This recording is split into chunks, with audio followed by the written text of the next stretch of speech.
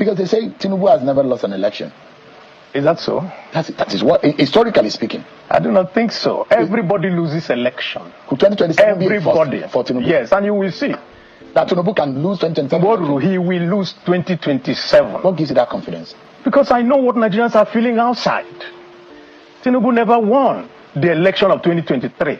And everybody knows it. Those who want to bet, we say fine. He has been declared winner. No problem. We acknowledge him as president. No problem. But we're going to meet him in the field.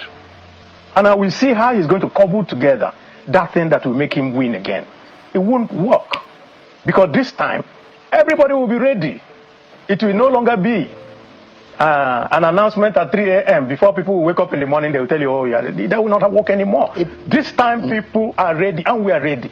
And the masses outside are even more ready. If you do an election today, you know what it's going to cost. How would you deal with this? APC controls a quarter of the states in this country. What is left for the for parties other than the APC is less than a third of the state of the federation.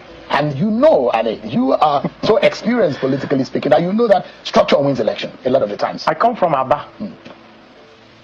And I was discussing this particular thing of saying, oh, APC has this government, that government. And people were a little worried.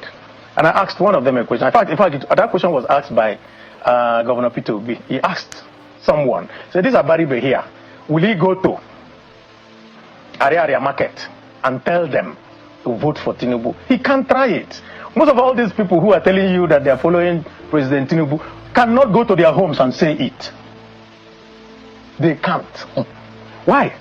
Because they're going to be stoned when they go to say such a thing. People are suffering. The suffering is monumental. We've never had this before. And not just the suffering, the whole economy is collapsed. The security is, I mean, you have not solved it.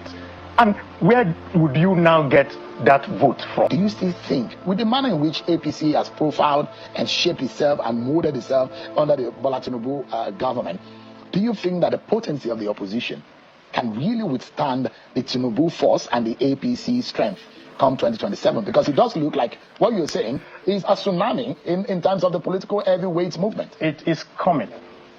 As an Igbo, there's an Igbo word. It says, Mboru. When the time comes, everybody will see it. When the time comes. Mboru. As of today, well, people can make whatever noise they feel they are making. People can shout that, oh, we are the behemoth. But I tell you, this giant has feet of clay. Yes. What is this giant of APC? He has feet of clay. So at the election, he has legs. He has. So at the election, you are going to target the clay feet, even with the bronze and the silver body. If you get the feet, everything collapses. You don't run a government the way it is run. This is not a monarchy. This is a democracy. If it is not Bola Tinubu, who could it be? Is there a savior that we could look up to in 2020? There are too many Nigerians who are democratic, who can run this country, who can do the best for like Peter Obi. Like Peter Obi. You just took it out of my mouth. Yes. Is he your candidate? He will be my candidate. All of us are going to somewhere, and it is when we get there, then we cross that hurdle. But the point is, when you look at somebody's antecedents, you look at how the person carries himself. Throughout, Peter Obi was governor. Did you ever hear about his children?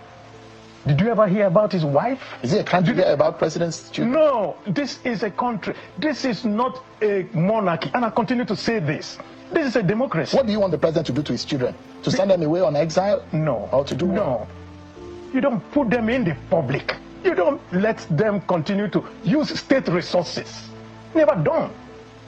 You don't, you look, let's you not, don't like the manner in which he controls his home. You don't like the manner. The point is not him. Okay. It is the way the whole government has turned into a KBAC government.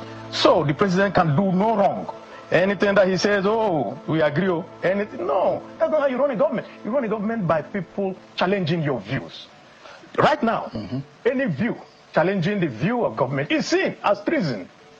And those of you who are not standing on the mandate, you are standing on nothing. I don't think the people who are standing on the mandate really enjoy standing. But you like that song on your mandate. You like that song. I've never sung it and I will never sing it. But you stand up when they sing it. when they bring the budget to the National Assembly? When it's becoming a second national just anthem. a moment. When they bring the budget to the National Assembly, we stand up for the Nigerian national anthem. And then the mandate song. If people decide to play the mandate song, check where I sit down. I don't follow them. Are you defecting anytime soon? Because most of your colleagues, half of the Senate has moved to one side of the divide. Well, I think the best person you should ask is Senator Fabio, the Senate President, because I think he made a statement on the floor of the Senate. Anytime there's a talk of defection, Senator Abaribe frowns his face. That will tell you. If there's anybody that's going to defect to APC, I think I should be the very, very last one.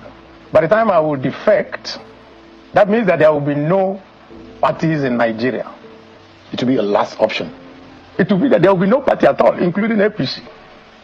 Which means you will never consider it. No, never. Why that? Some of your friends, Ojus Okalu, your very good brother, they are in the APC. He's one of the champions of the APC in the Southeast. Well, I guess you have never asked them what their experience in APC is. But, I have a very simple theory about defection. I think it's very good for us in the opposition that the defection is happening. Why? I think it's Sun Tzu that said that if your opponent is making mistakes, you don't correct him, you leave him. All that APC is doing is that it continues to absorb all the problems he's going to face. They are right inside them now. Ask yourself, in all the states where there are defections, what is going on there? So a governor defects, he had opposition, APC members who were there, who fought against him, who worked for President Tinubu, then all of a sudden the same governor defects, you hand over the party to him. What now happens to all those people? So there's a lot of my friends who are out there who fought for Tinubu who don't know where they are today. With the defection of the governors, with the defection of all the people. Of course, all the people who are defecting, they've told us that they were promised automatic tickets. So if I was... Don't you want an automatic ticket? Me? I don't want automatic ticket. I've never had automatic ticket. I've always fought for a ticket. In all the parties I have done election. You have also defected. You've moved from... No, defection. I never defected. I exited once it was impossible to stay within the confines of that party. Do you regret leaving the PDP? How? I won election against PDP. With the circumstances. I mean, I left and won election against PDP. What I regret today is just that PDP used to be a model and has, over the years, I don't know what you would call it today.